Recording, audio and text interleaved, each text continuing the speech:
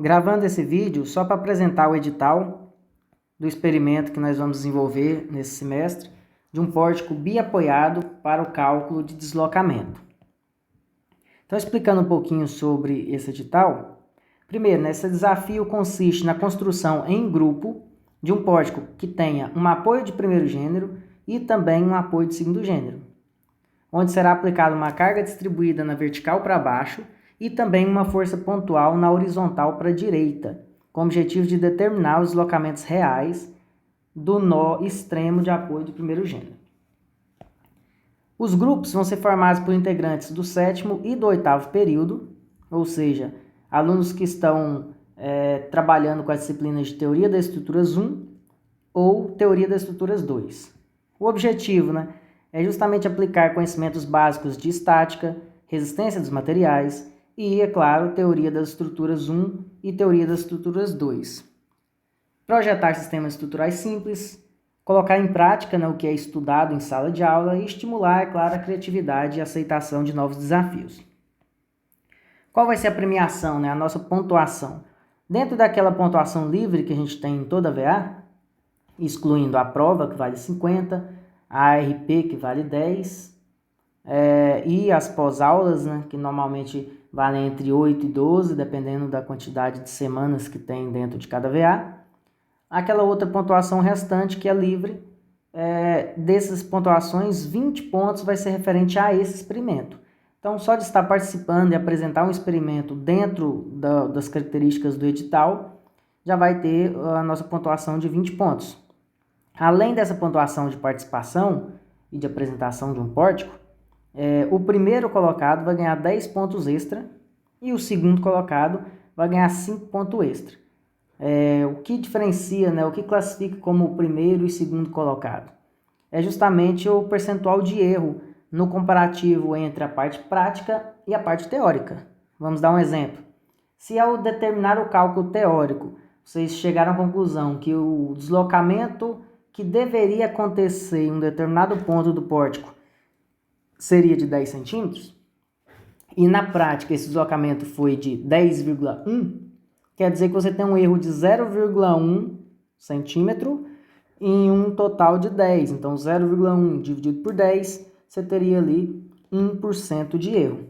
Se um outro grupo, ao fazer o seu cálculo, precisava de um deslocamento ali de 15 centímetros em um determinado ponto, e esse deslocamento foi de 16 centímetros, o erro foi maior. O erro foi de 1 em 15.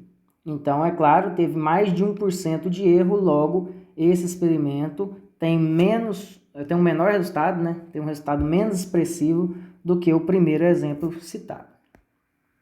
Quanto ao regulamento, cada grupo, é claro, pode apresentar apenas um pórtico.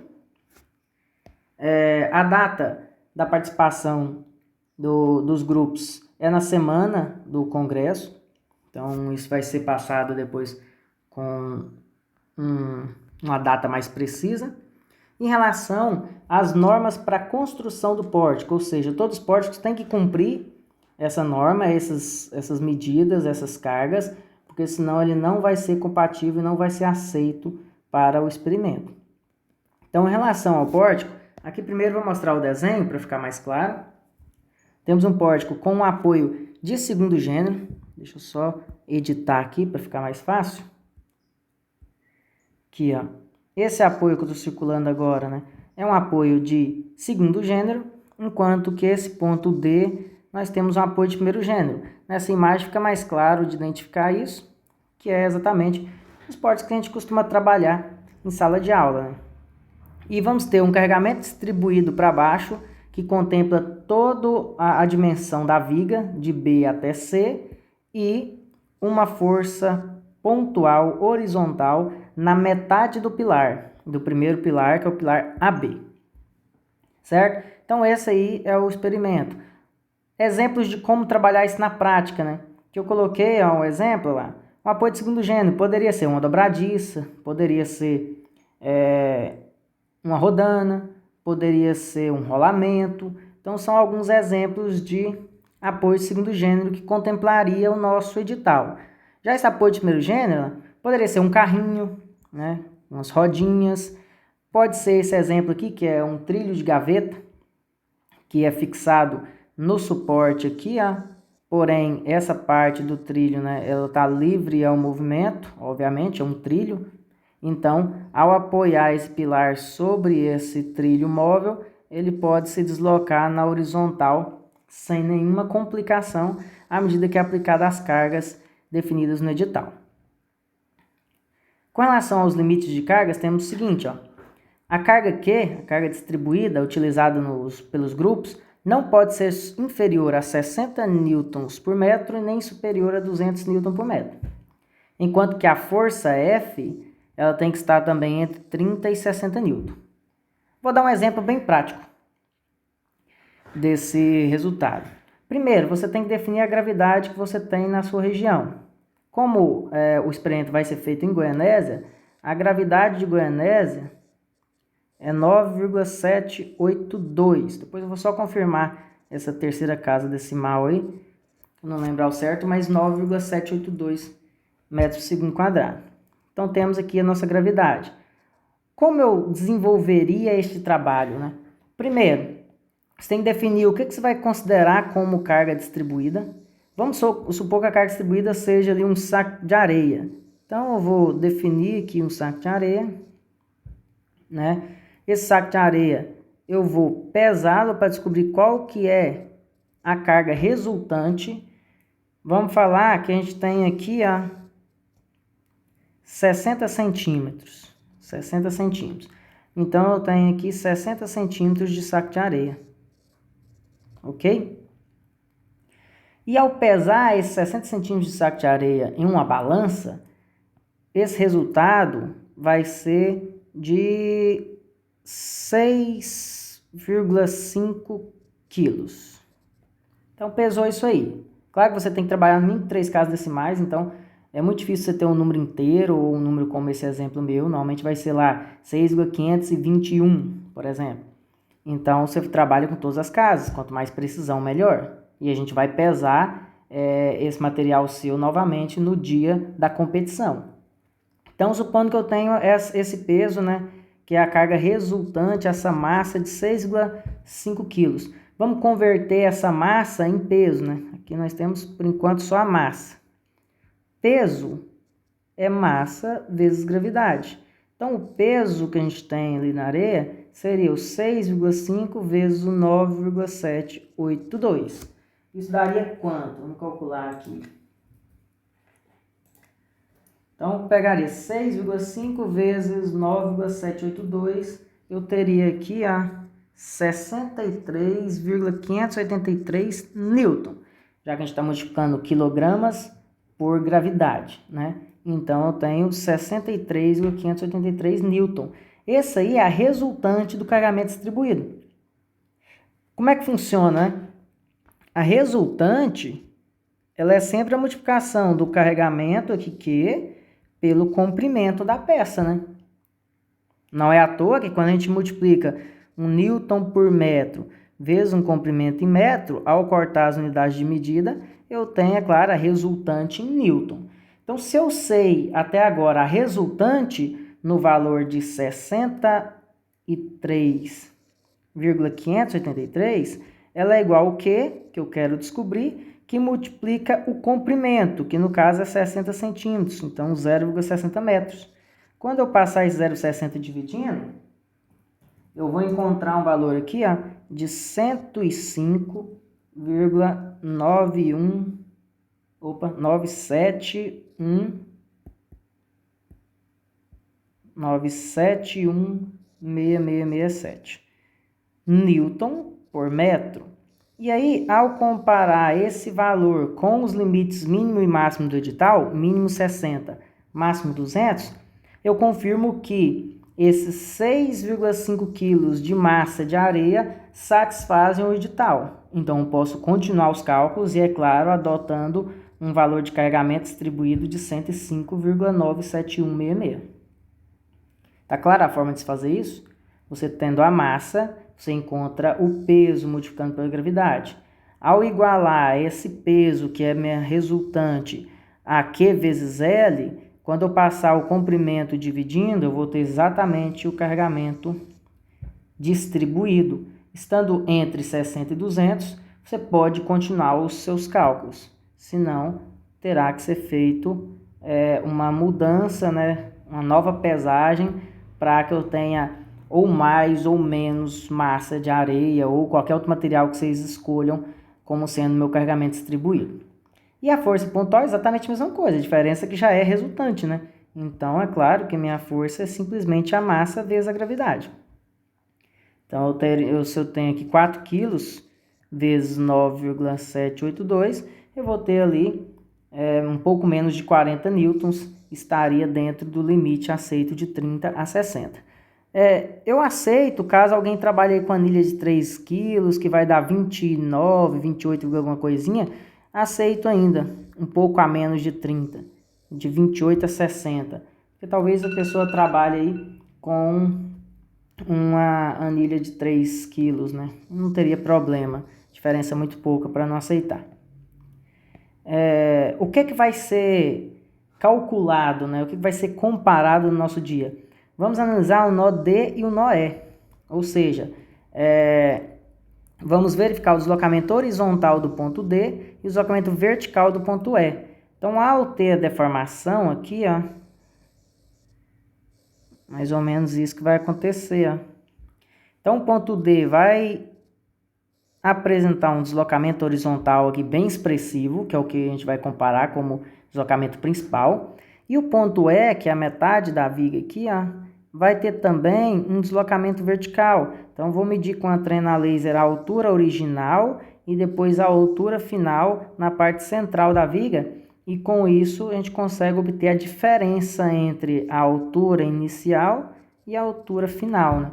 E aí temos o deslocamento do ponto E, certo? Então, é isso que será analisado no dia, esses dois deslocamentos, para que seja feito o cálculo de erro dos dois. E com relação ao nosso edital, esse tamanho da viga tem que estar entre 60 e 80 centímetros e o pilar tem que ser 10 centímetros menor que a viga. Então, vocês têm a opção de fazer 70, 60, tem a opção de fazer 80 viga, 70 pilar. Tem opções de fazer números picados, porque é muito comum na hora de executar não dar o número inteiro, então deu 64,3, então aqui 54,3. Sempre 10 centímetros a menos que a medida da nossa viga. Claro até então? Continuando, uma sugestão de chapa a ser utilizada no experimento é uma chapa que normalmente é encontrado muito em ferragistas, na maioria das cidades aqui em volta, que é uma chapa de 100 por 3 milímetros. Então, ela é bem fininha, né? Ela tem só 3 milímetros e tem 10 centímetros aqui, 100 milímetros. Então, uma boa chapa, uma chapa de aço, normalmente o módulo de elasticidade dessa chapa é de 190 gigapascal. Todos os grupos podem adotar esse módulo de elasticidade e aí fazer o desenvolvimento do cálculo.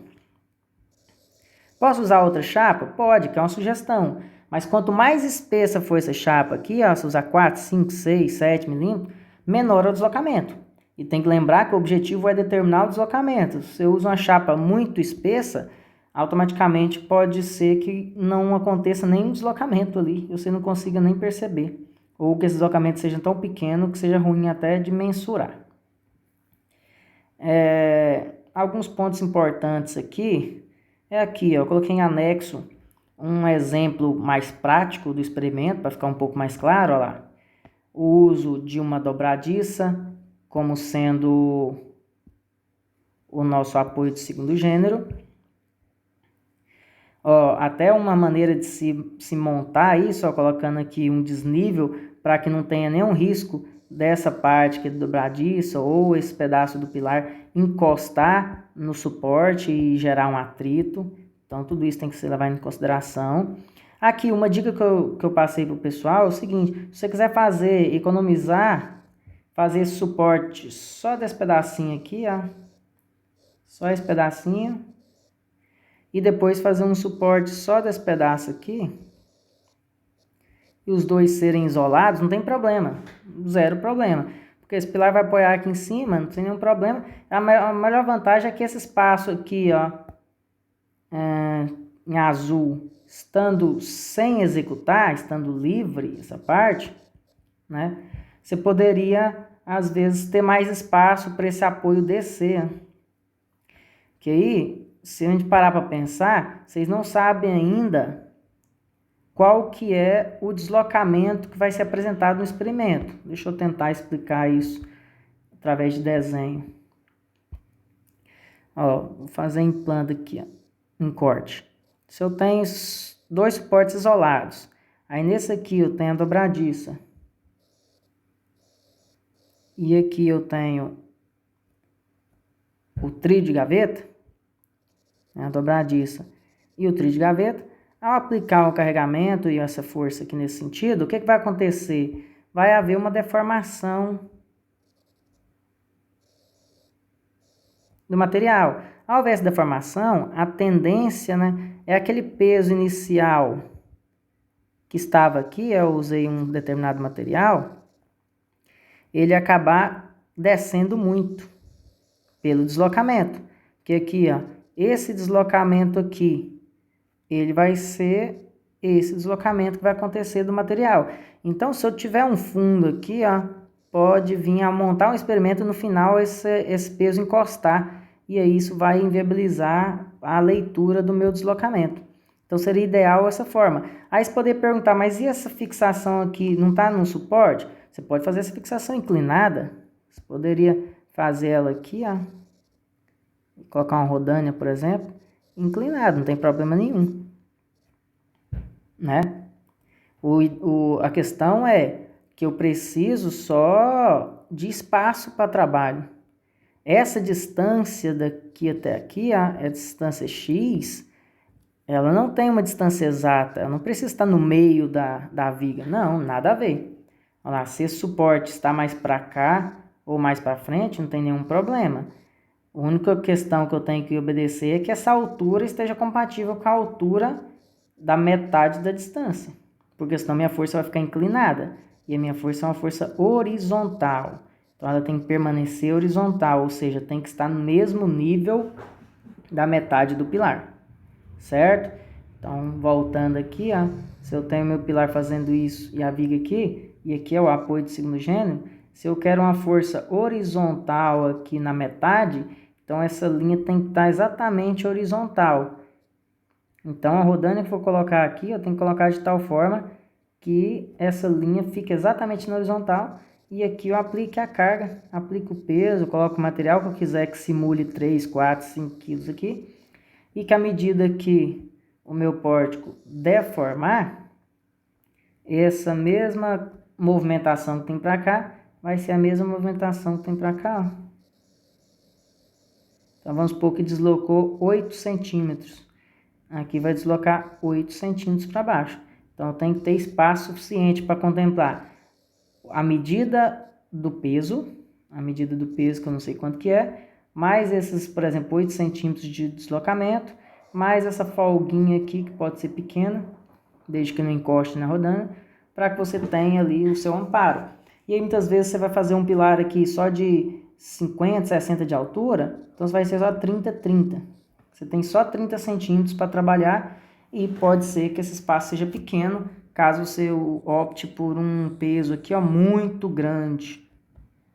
Então, tudo tem que ser pensado antes de executar, porque você executa e depois não cabe tudo que você precisa. Então, quais seriam as dicas que eu dou para vocês? Primeira coisa, é primeiro pesquisar no mercado se você realmente consegue comprar o perfil de 3 por 100 milímetros. Esse perfil aqui de 3 por 100 milímetros. Esse é o primeiro passo. Segundo passo, né? Definir o tamanho. Vai ser 70 e 60, vai ser 80 e 70 e assim por diante. Ao definir o tamanho, o próximo passo é já fazer aqui, ó, ou pega um pano de chão, ou o que seja, enrola ali uma areia, um solo, algo do tipo, mais ou menos 70 centímetros, e pesa na balança para ver qual que é a massa que vai me dar. Para fazer aquele cálculo de trás para frente, para ver se o carregamento Q está entre 60 e 200. Se estiver entre 60 e 200, quer dizer que está contemplando o que vocês precisam, certo? Aí qual que é o próximo passo? O peso aqui já sabe que tem que utilizar no mínimo 3 quilos, né? Até no máximo uns 10 quilos ali para ficar dentro dos limites que estão estabelecidos. E aí você vai para o cálculo, antes de executar. No cálculo você vai encontrar qual é esse deslocamento aqui e qual é esse deslocamento aqui, né? O deslocamento horizontal e o deslocamento vertical nos dois pontos que a gente vai analisar. Para que isso? Porque você sabendo esse deslocamento aqui, você vai ter uma noção de qual que é esse deslocamento aqui também. Porque o quanto esse deslocar, esse aqui vai deslocar um valor menor que ele, obviamente. Você pode até querer calcular esse deslocamento aqui, se for o caso. Ou simplesmente o deslocamento aqui de cima, que já ajuda muito. Que vai ser obrigado já a calcular pelo método dos deslocamentos. Você já vai saber o deslocamento nesse ponto e automaticamente nesse. Então, sabendo esse ponto, deslocamento final aqui de cima, já dá para ter uma noção do deslocamento central aqui.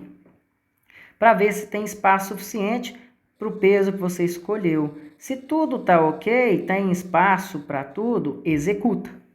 Se não, faz alterações até que fique da maneira que vocês precisam. Ou diminui a quantidade de areia para diminuir o deslocamento, ou modifica o suporte aqui para ter mais espaço. Algo vocês precisarão fazer para evitar ali que tenha um atrito, que tenha um contato dos pesos com os suportes, né? Que aí acabaria que anularia essas cargas por ter contato e aí perde o seu peso por gravidade. Aqui tem um exemplo dele deformado, e aqui é até mais fácil de perceber. É como era antes, né? Como era ele original. Então esse ponto acabou deslocando esse valor e aqui acabou deslocando um valor um pouco menor, mas já dá para se ter uma boa ideia. E ó, o trilho aumentando de tamanho, porque antes o material vinha até aqui só. Antes eu tinha esse tipo de formato e após deformar, esse ponto D teve um deslocamento horizontal ali significativo, que é o que eu quero que vocês dimensionem. Só para finalizar, na parte de cálculo, né? Para quem foi na aula presencial, eu fiz um exemplo desse, mas aqui só para resumir, você tem esse respectivo pórtico, ó. Apoio de segundo, apoio de primeiro, carregamento distribuído Q e força pontual F. Esse é o experimento que vocês têm. Quais serão as deslocabilidades que serão travadas? É claro que aqui é um nó interno, precisa de uma chapa para travamento. Aqui é um outro nó interno, precisa de outra chapa para travamento. Porém, eu preciso de mais alguns pontos específicos, porque a gente vai dimensionar, né, o deslocamento no meio da viga e o deslocamento no ponto D. O ponto D está aqui, né? Então, para isso, o que a gente vai acrescentar no experimento? Eu sou obrigado, voltando aqui, né? Eu sou obrigado a colocar mais uma chapa aqui, porque esse é um ponto importante no meu dimensionamento, e como eu quero determinar o deslocamento vertical dele, eu tenho que colocar um apoio aqui para identificar o deslocamento vertical. Como esse pórtico é um pórtico deformável, né? Que existe a diferença dos pórticos deformáveis e indeformáveis, ó a diferença, ó. Eu tenho um pórtico assim, que é parecido com o que a gente está fazendo aí agora, e um pórtico assim. Qual a diferença entre os dois, né? Preciso colocar duas chapas em dois nós internos, ok. Porém, eu ainda preciso colocar um apoio aqui, porque esse é um pórtico deformável, ele balança, ele não tem uma estruturação, não tem um nó aqui em cima que fixa todos esses nós no sentido horizontal. Então, eu sou obrigado a colocar esse apoio para evitar o deslocamento nesse sentido, né? Logo, esse nosso experimento, que também precisa desse travamento na parte superior, na parte da viga, para evitar que ele seja um pórtico deformável. E é claro que nesse ponto aqui embaixo, ponto D, como o objetivo é determinar o deslocamento horizontal, eu também vou precisar de colocar um apoio ali nesse sentido. Com isso, a gente vai ter uma estrutura que tem ΔI sendo a primeira chapa, ΔI sendo a segunda chapa, ΔI sendo a terceira chapa. Aí depois o ΔI4 vai ser esse apoio que evita movimento na vertical, no meio da viga. O ΔI5 vai ser o deslocamento horizontal da viga. E o ΔI6, o deslocamento horizontal do ponto D, que é as nossas respostas. Ou seja, o ΔK e o ΔC vão ser as duas respostas que eu vou utilizar para conferir no experimento. Deslocamento vertical na metade da viga e deslocamento horizontal no apoio de primeiro gênero. Só que eu preciso dos outros 6 deltas para chegar no resultado final. E, consequentemente, ao fazer esse cálculo, o ΔH é de suma importância. Que o ΔH vai mostrar exatamente aqui, ó, deixa eu só trocar este lugar. O ΔH vai mostrar exatamente aquilo que eu apaguei agora. Ó, ΔH vai mostrar exatamente o quanto esse ponto se desloca. Vai dar para eu ter uma boa noção do quanto esse aqui se desloca para montar o experimento com uma altura satisfatória do meu peso. Tudo ok? Então, vou encerrar o vídeo aqui agora e boa sorte a todos.